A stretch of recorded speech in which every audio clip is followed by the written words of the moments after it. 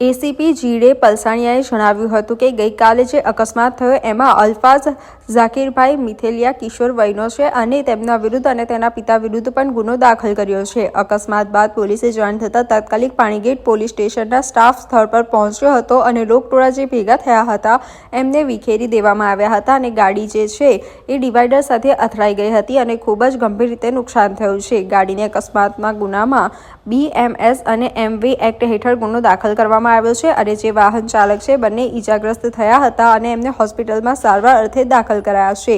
Medical ચકાસણી પણ કરવામાં આવશે। આ સિવાય મારામાર, પાર્થમારી, જીગર કહાર, ધનરાજસિંહ ત્રણેય વિરુદ્ધમાં પણ પોલીસે ગુનો દાખલ કર્યો છે। કાર ચાલકે પાણીગેટથી મહાવીર હોલ 4 રસ્તા તરફ જઈ રહ્યો હતો। પોલીસ નાઇટમાં પણ હોય જ છે।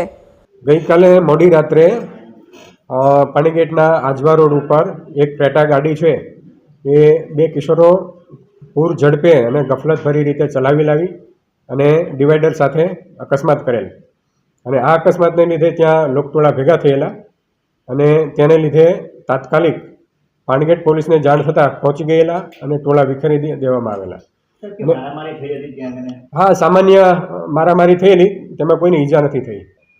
એક્સિડન્ટ કરનાર જે છે એ કિશોર હતો અને તેમના વિરુદ્ધ અને તેમના પિતા છે ઝાકીરભાઈ, તેમના બંને વિરુદ્ધ ગુનો દાખલ કર્યો છે અને જે અકસ્માત કરનાર છે એ હાલ હોસ્પિટલમાં છે।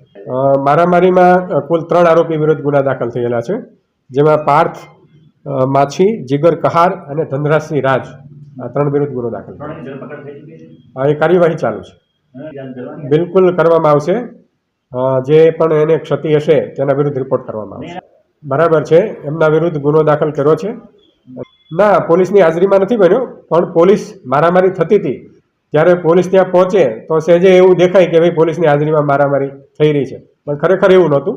પોલીસે પહોંચી અને તાત્કાલિક ટોળા વિખેરી દીધા।